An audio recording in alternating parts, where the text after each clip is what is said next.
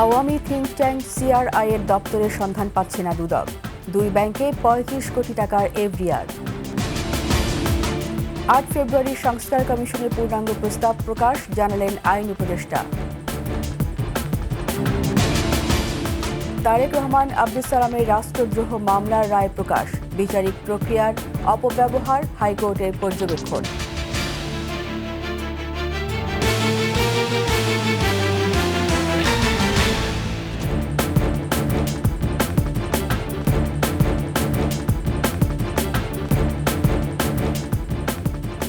শুনছিলেন সংবাদ শিরোনাম, আমন্ত্রণ ২১ সংবাদে, সাথে আছি রীতা চৌধুরী। দর্শক, ২১ টেলিভিশনের সংবাদ একই সাথে সরাসরি দেখতে পাবেন আমাদের ফেসবুক পেজ www.facebook.com/2124 অনলাইনে। সাবস্ক্রাইব করতে পারেন www.youtube.com/@21 চ্যানেলে। আওয়ামী লীগে গুজব সেল খ্যাত centre for research and information CRI এর কার্যালয়ই এখন আর খুঁজে পাওয়া যাচ্ছে না। নথিপত্র সংগ্রহে মঙ্গলবার ধানমন্ডির দুটি ঠিকানায় গিয়ে কিছুই খুঁজে পায়নি দুর্নীতি দমন কমিশনের একটি দল। তবে ডাচ বাংলা ও এফআইএফসি ব্যাংকে পাওয়া গেছে ৩৫ কোটি ২১ লাখ টাকার এফডিআর। মেহেদী হাসানের report. Centre for research and information CRI হল ছাত্র জনতার আন্দোলনে ক্ষমতাচ্যুত আওয়ামী লীগের গবেষণা সেল। এর চেয়ারম্যান ক্ষমতাচ্যুত প্রধানমন্ত্রী শেখ হাসিনার পুত্র সজীব ওয়াজেদ জয় ও ট্রাস্টি শেখ রেহানার পুত্র রাদওয়ান মুজিব সিদ্দিকী। সরকারি অনুদানের পাশাপাশি বিভিন্ন প্রতিষ্ঠানের সিএসআর এর টাকাও লোপাটের অভিযোগ উঠেছে এ প্রতিষ্ঠানের বিরুদ্ধে, যা নিয়ে এরই মধ্যে তদন্তে নেমেছে দুদক। মঙ্গলবার ধানমন্ডির দুটি ঠিকানায় প্রতিষ্ঠানটির কার্যালয়ের খোঁজ করে দুদকের একটি টিম বিভিন্ন কার্যক্রমের ক্ষেত্রে যেই সরকারি রাষ্ট্রীয় অর্থ ক্ষতি সাধন করেছেন এই সংক্রান্ত একটি সুনির্দিষ্ট অভিযোগের প্রেক্ষিতে আমরা অভিযানে বের হই। তো ওনাদের অফিসের সন্ধানে আসি, যে অফিস থেকে কোনো রেকর্ডপত্র সংগ্রহ করে আমরা জাস্ট পর্যালোচনা করে দেখতে পারবো যে কী অবস্থায় আছে। সেক্ষেত্রে আমরা ধানমন্ডির কয়েকটা লোকেশনে যাই, সেখানে এসে আসলে ওনাদের অফিসটা খুঁজে পাইনি, মানে পাওয়া যায়নি। হাজারো কোটি টাকা ব্যয়ে কি গবেষণা করত সিআরআই, নাকি গবেষণার নামে লোপাট হয়েছে অর্থ, তাও খতিয়ে দেখছে দুদক। প্রতিষ্ঠানটির একাধিক ব্যাংক হিসাবেরও খোঁজ মিলেছে। অফিসের যেহেতু লোকেশন পাইনি, রেকর্ডপত্রগুলো সংগ্রহ করতে পারিনি। তবে আমরা এমনিতেই ফিল্ড ওয়ার্কের ক্ষেত্রে যতটুকু জেনেছি, ওনাদের ৩-৪টা ব্যাংক অ্যাকাউন্ট সম্বন্ধে আমরা জেনেছি। সেই অ্যাকাউন্টগুলোতে আমরা যেই তথ্যগুলো দরকার সে তথ্যগুলো সংগ্রহ করার চেষ্টা করছি। সংগ্রহ হলে তারপরে আমরা যাচাই বাছাই করে কমিশন বরাবর একটা রিপোর্ট দাখিল করার চেষ্টা করব। এদিকে প্রতিষ্ঠানটির নামে একটি ব্যাংক হিসেবে বড় অঙ্কের অর্থের সন্ধান মিলেছে বলে জানানো হয় দুদক প্রধান কার্যালয়ে আয়োজিত এক প্রেস ব্রিফিংয়ে। আইএফআইসি ব্যাংকে সিআরআই নামক প্রতিষ্ঠানটির নামে একটি ৩৫ কোটি ২১ লক্ষ টাকার এফডিআর রয়েছে। এই সংক্রান্তে বিভিন্ন ব্যাংক থেকে আরও তথ্যাদি সংগ্রহ করা হচ্ছে। এই বিষয়ে এনফোর্সমেন্ট অভিযানের প্রতিবেদন প্রাপ্তি সাপেক্ষে পরবর্তী আইনানুগ ব্যবস্থা গ্রহণ করা হবে। এর আগে সম্প্রতি বঙ্গবন্ধু মেমোরিয়াল ট্রাস্টের পাশাপাশি সিআরআইয়েরও আয়কর অব্যাহতি সুবিধা বাতিল করেছে বর্তমান সরকার। রাষ্ট্রীয় অর্থের ক্ষতি সাধনের অভিযোগে মেহেদী হাসান, ২১ টেলিভিশন, ঢাকা। পাচার হওয়া লুটের টাকা ফিরিয়ে আনতে এবার কানাডার সহায়তা চাইলেন প্রধান উপদেষ্টা ডক্টর মোহাম্মদ ইউনূস। মঙ্গলবার দেশটির হাইকমিশনার অজিত সিং রাষ্ট্রীয় অতিথি ভবন যমুনায় প্রধান উপদেষ্টার সাথে দেখা করতে গেলে এই অনুরোধ জানান তিনি। প্রধান উপদেষ্টা বলেন, শেখ হাসিনার স্বৈরশাসনের সময় দেশে লুটপাট হওয়া টাকার একটি বড় অংশ কানাডার আবাসন খাতে বিনিয়োগের নামে পাচার হয়েছে, যা বেগমপাড়া নামে পরিচিত। পাচার হওয়া টাকা ফেরাতে সরকারের এই উদ্যোগকে সাধুবাদ জানিয়ে সহযোগিতার আশ্বাস দেন হাইকমিশনার। অন্তর্বর্তী সরকারের সংস্কার উদ্যোগ এবং গণতন্ত্রের পথে যাত্রায় কানাডার পূর্ণ সমর্থন আছে বলে জানান তিনি।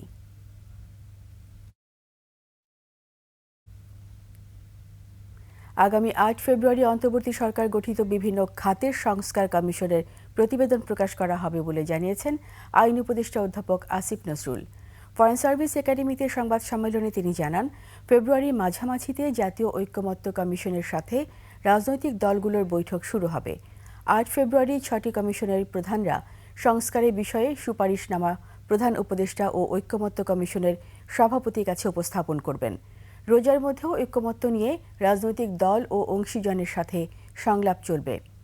আলোচনায় রাজনৈতিক দলগুলো যে বিষয়গুলোতে ঐকমত্যে পৌঁছাবে সেই বিষয়গুলো সংবিধান সংযোজন করা হবে বলেও জানান আইন উপদেষ্টা। গণঅভ্যুত্থানের পক্ষের সকল শক্তির সাথে আলোচনা এবং সমঝোতা ক্রমে জাতীয় ঐক্যমত্য কমিশনের প্রথম আনুষ্ঠানিক বৈঠক অনুষ্ঠিত হবে। আমরা আশা করছি এটা ফেব্রুয়ারির মাঝামাঝি সময় অনুষ্ঠিত হবে এবং এটা রাজনৈতিক দলগুলোর সাথে কথা বলেই ডেটটা ঠিক করা হবে। এই 6টা কমিশন গঠন করাই হয়েছিল যে সুষ্ঠু নির্বাচনী পথে আমাদের উত্তরণকে সামনে রেখে সুষ্ঠু অবাধ নির্বাচন এবং সাথে সাথে এসেনশিয়াল কিছু রাষ্ট্র সংস্কারের প্রশ্নের মীমাংসা করার জন্য। বিএনপির ভারপ্রাপ্ত চেয়ারম্যান তারেক রহমান ও একুশে টেলিভিশনের চেয়ারম্যান ও সিইও আব্দুস সালাম সহ 4 জনের বিরুদ্ধে রাষ্ট্রদ্রোহের মামলা বাতিল করে হাইকোর্টে পূর্ণাঙ্গ রায় প্রকাশ করা হয়েছে। রায় বলা হয়েছে, রাষ্ট্রদ্রোহের এই মামলাটি আইনি প্রক্রিয়া মেনে হয়নি এবং এটি বিচারিক প্রক্রিয়ার অপব্যবহার ছাড়া কিছুই না। বিচারপতি AKM আসাদুজ্জামান ও বিচারপতি সৈয়দ এনায়েত হোসেনের হাইকোর্ট বেঞ্চ এ রায় দিয়েছিলেন। সেই রায়ের পূর্ণাঙ্গ অনুলিপি সুপ্রিম কোর্টের ওয়েবসাইটে প্রকাশ করা হয়েছে। বিস্তারিত শাকির আরজু রিপোর্টে। 2015 সালের 5 জানুয়ারি লন্ডন থেকে তারেক রহমানের দেয়া বক্তব্য একুশে টিভি সরাসরি সম্প্রচার করলে পরদিন রাতে গ্রেফতার করা হয় একুশে টেলিভিশনের চেয়ারম্যান ও সিইও আব্দুস সালামকে। 8 জানুয়ারি তারেক রহমান ও আব্দুস সালামের বিরুদ্ধে রাষ্ট্রদ্রোহের মামলা করে পুলিশ। আব্দুস সালামকে পাঠানো হয় কারাগারে। দেয়া হয় মানি লন্ডারিং সহ 7টি মামলা। দখল করা হয় একুশে টেলিভিশন। রাষ্ট্রদ্রোহ মামলায় কারাগারে থাকেন 2.5 বছর। 11 বার জামিন চেয়েও জামিন পাননি আব্দুস সালাম। একুশে টিভির অপরাধ ছিল কেন জনাব তারেক রহমান সাহেবের বক্তব্য লাইভ টেলিকাস্ট করা হলো। এই অপরাধের কারণে ক্রিমিনাল মামলাও না, ছোটখাটো রাষ্ট্রদ্রোহী মামলা দায়ের করলেন। সালাম সাহেব তিনিও দেশ থেকে বাধ্য হয়েছিলেন একুশে টেলিভিশনটা হাসিনা তার মদতপুষ্ট লোকজন দ্বারা দখল করে নেন। 2017 সালে মামলার অভিযোগ গঠন করে বিচার শুরুর আদেশ দিয়েছিলেন বিচারিক আদালত। পরে এ আদেশের বিরুদ্ধে হাইকোর্টে আবেদন করলে হাইকোর্ট মামলাটি স্থগিত করে রুল জারি করেন। পরে মামলাটি বাতিল প্রশ্নে 7 বছর আগে জারি করা রুল যথাযথ ঘোষণা করে গত বছর 31শে অক্টোবর রায় দেন হাইকোর্ট। রায়ে মামলাটি বাতিল করা হয়।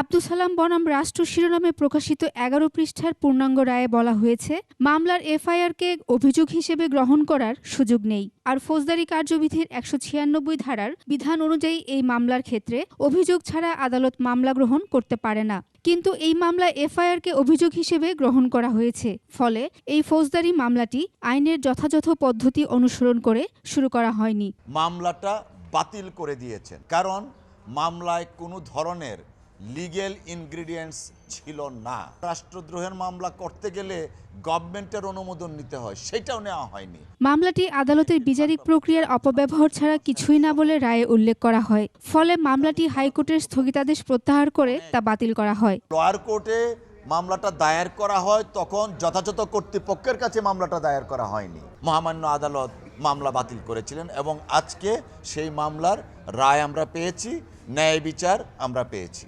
তারেক রহমান ও আব্দুস সালাম ছাড়াও মামলায় আরও 2 জন আসামি ছিলেন। সে সময়ের একুশে টেলিভিশনের সাবেক প্রধান প্রতিবেদক মাহাতির ফারুকী খান ও চ্যানেলটির জ্যেষ্ঠ প্রতিবেদক কনক সারোয়ার। তাদের বিরুদ্ধেও মামলা বাতিল করা হয়েছে।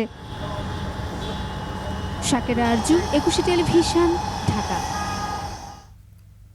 নিচ্ছি সংবাদ বিরতি। যখন ফিরবো তখন অন্যান্য খবরের সঙ্গে আরও থাকবে। লিবিয়ায় প্রাণ হারানো ফরিদপুরে 2 যুবকের মরদেহ ফেরত চায় পরিবার। সন্ধান পাওয়া যাচ্ছে না আরও একজনের। আবার আমন্ত্রণ একুশের সংবাদে। ভিটে মাটির সহায় সম্বল যা ছিল বিক্রি করে টাকা তুলে দিয়েছিল দালালের হাতে। উদ্দেশ্য একটাই, যেভাবেই হোক বিদেশ গিয়ে ভাগ্য বদলের চেষ্টা। কেউ কেউ হয়তো সফল হন, তবে বেশিরভাগ তরুণের জীবনে ইতিবৃত্ত ঘটে যাত্রাপথেই। শেষ হয়ে যায় একটি পরিবারের স্বপ্ন। গল্পগুলো প্রায় একই রকম। সম্প্রতি পুনরাবৃত্তি সেই একই গল্পের। ইতালিতে যাওয়ার উদ্দেশ্যে লিবিয়ায় প্রাণ হারালো ফরিদপুরের 2 যুবকের। মরদেহ ফেরত চায় তাদের পরিবার। লিবিয়ায় নিখোঁজ আরেক যুবকের সন্ধানও চায় তার স্বজনরা। এহসান রানার ছবিতে ডেস্ক রিপোর্ট। পারিবারিক সচ্ছলতার আশায় 2024 সালের 25 নভেম্বর ফরিদপুরের ভাঙ্গা উপজেলার কুমারখালী গ্রামের হৃদয় হাওলাদার, আকাশ হাওলাদার ও সোহেল মাতুব্বর ইতালির উদ্দেশ্যে দেশ ছাড়েন। প্রথমে লিবিয়াতে ঠাঁই হয় তাদের। রাখা হয় 2 মাস। কথা ছিল নদীপথে পাঠানো হবে ইতালিতে। 24 জানুয়ারির পর থেকে তাদের আর কোনো খোঁজ পাওয়া যাচ্ছিল না। 31 জানুয়ারি লিবিয়া থেকে হৃদয় ও আকাশের গুলিবিদ্ধ নিথর দেহের ছবি পাঠানো হয় পরিবারের কাছে। আর খোঁজ মেলেনি সোহেল মাতুব্বরের। পরিবারের দাবি, দালাল আনোয়ার মাতুব্বর ও মোহাম্মদ শহীদের প্রলোভনে লিবিয়া হয়ে নদীপথে ইতালিতে পাঠানোর সিদ্ধান্ত নেওয়া হয়েছিল। অর্থ আত্মসাতের উদ্দেশ্যে নৌকাডুবিতে তাদের মৃত্যু হয় বলে অপপ্রচার চালায় দালালরা। খোঁজ খবর আমরা পাই না, বিভিন্ন নিউজে সার্চ দিয়ে দেখা যায় নদীতে নৌকে উল্টে গেছে, কিছু লাশ পাওয়া গেছে। তো আমরা এগুলি দালালকে জিজ্ঞেস করি, তারা বলে না, এগুলো নৌবাহিনী কোস্টগার্ড ধরছিল, এরা একটা জেলখানায় আছে। আমার সন্তান যাওয়ার সময় আমার বলে, আমার দুধের কসম মা, তুমি যদি আনো রে আর এই দালালরে ছাইড়া দাও মা। এ ঘটনায় নিখোঁজ যুবক সোহেল মাতুব্বরের সন্ধান চেয়েছেন তার স্বজনেরা। 4 জন লোকের একজনও খোঁজ পাই নাই, তারা নিখোঁজ, তাকে খোঁজ পাই নাই। আমার ছেলের লাশ চাই, আর জীবিত যদি কোনো রকম বাইসে থাকে তার উদ্ধার কিভাবে। এ ঘটনায় অভিযুক্তদের বিচার দাবি করেছেন স্থানীয়রা। এগো কইছে সুস্থভাবে পাঠাই দেবো, পাঠায় নাই। এগো গেম তৈরি না, এর আগে মাইরে বালিশা মাথা ছেড়ে ওই ছেলের বাবারে হুমকি দিছে যে তুমি কি করতে পারবা, তার মানে টাকা পয়সা মাইরে দিছে। এরা যদি এই সুস্থ বিষয়টা না করে তাহলে তো আরো ঘটনায় কোনো হবে না। এদিকে ঘটনার সঙ্গে জড়িত আনোয়ার মাতুব্বরের স্ত্রী জানান, নিহত ও নিখোঁজ যুবকদের সঙ্গে তার স্বামীর কোনো যোগাযোগ ছিল না। অন্য কেউ নিছে, ওই যে দালাল কিভাবে হারা আনছে আমি তো জানি না। আমরা দালালের সন্ধান তারা কিভাবে পাইছে তা আমি জানি। এই বিষয়ে ভাঙ্গা উপজেলার নির্বাহী কর্মকর্তা মোহাম্মদ মিজানুর রহমান কোনো মন্তব্য করতে রাজি হননি। ইউসুফ হাসান নাইম, 21 টেলিভিশন। ট্রাম্পের অনেক সিদ্ধান্তে বিশ্বজুড়ে বাণিজ্য যুদ্ধের দামামা বাঁচতে শুরু করেছে। তবে এই অবস্থায় সুযোগ এসেছে বাংলাদেশের মতো উন্নত দেশগুলোর। এসব দেশ থেকে রপ্তানি বাড়ানোর পথ খুললেও ব্যবসায়ী ও বিশ্লেষকরা বলছেন, সুযোগ কাজে লাগানো বেশ কঠিন হবে জ্বালানি সংকটের কারণে। বিস্তারিত সঞ্জয় অধিকারী রিপোর্টে। চীন, কানাডা ও মেক্সিকোর ওপর মার্কিন যুক্তরাষ্ট্র অতিরিক্ত শুল্ক আরোপ করায় বিশ্বব্যাপী নড়েচড়ে বসেন ব্যবসায়ীরা। কানাডা ও মেক্সিকো যুক্তরাষ্ট্রের সবচেয়ে বড় বাণিজ্য অংশীদার। ডোনাল্ড ট্রাম্প তার শুল্ক পরিকল্পনায় অনড় থাকলে উভয় দেশই পাল্টা পদক্ষেপ নেয়ার ঘোষণা দেয়। এ অবস্থায় ট্রাম্প দেশ দুটিতে প্রস্তাবিত 25% শুল্ক আরোপ 1 মাসের জন্য স্থগিত করেছেন। তবে চীনা পণ্যের ওপর 10% শুল্ক আরোপের যে ঘোষণা দিয়েছেন তাতে অনড় রয়েছেন। অতিরিক্ত শুল্ক আরোপের ঝুঁকিতে রয়েছে ভারতও। এমন পরিস্থিতিতে বাংলাদেশের সামনে সুযোগ এসেছে দেশটিতে পণ্য রপ্তানি বাড়ানোর। তবে কাজটি খুব সহজ নয় বলে মনে করছেন ব্যবসায়ীরা। এবং যাদের সাথে আমেরিকা ট্রেড ব্যালেন্সের একটা বিরাট গ্যাপ আছে, তারা কিন্তু একটা চাপের মধ্যে পড়বে। আর এই চাপটা যখন আসে তখন আমাদের মতন দেশগুলা একটা অপরচুনিটি ক্রিয়েট হয়ে যায়, সুযোগ সৃষ্টি হয়। অপরচুনিটি ইজ ওয়ান থিং, আর সেটাকে ক্যাশ করে জানা যাচ্ছে। ক্যাশ করতে গেলে বর্তমান সরকারকে ওইভাবে কিন্তু এগ্রেসিভলি চিন্তা করতে হবে যে। আর আমলাতান্ত্রিক জটিলতাকে সুযোগের বাধা হিসেবে দেখছেন অর্থনীতিবিদরা। ট্রাম্প আসার পরে আমরা দেখলাম যে চায়নার উপরে যে 10% অতিরিক্ত শুল্ক আরোপ করার কথা বলেছে সেটা কিন্তু থেকে যাচ্ছে। চায়না এবং মার্কিন যুক্তরাষ্ট্র দীর্ঘ মেয়াদে তারা বাণিজ্য সংঘাতে যুক্ত হচ্ছেন। বিশ্বব্যাপী বাণিজ্য এবং অর্থনৈতিক বড় অনিশ্চয়তা থাকা মানে বাংলাদেশের মতো দেশগুলোর যে খুব সুবিধা করতে পারবে তাও কিন্তু না। বাংলাদেশ তখনই সুবিধা নিতে পারবে যদি আমরা এরকম বিনিয়োগ অন্য দেশ থেকে আমাদের দেশে নিয়ে আসতে পারি। তাদের মতে যুক্তরাষ্ট্রে রপ্তানি সুবিধা পেতে হলে বাংলাদেশকে এগোতে হবে সুপরিকল্পিতভাবে।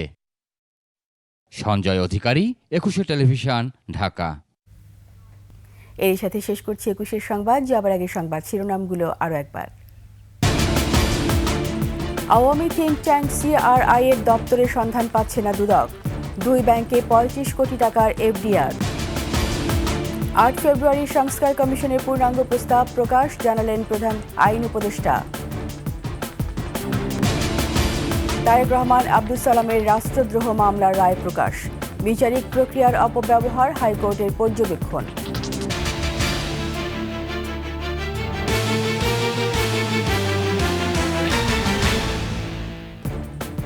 সবশেষ সংবাদ জানতে ডায়াল করুন 2021 নম্বরে আর ভিজিট করুন 21-tv.com ওয়েবসাইটে।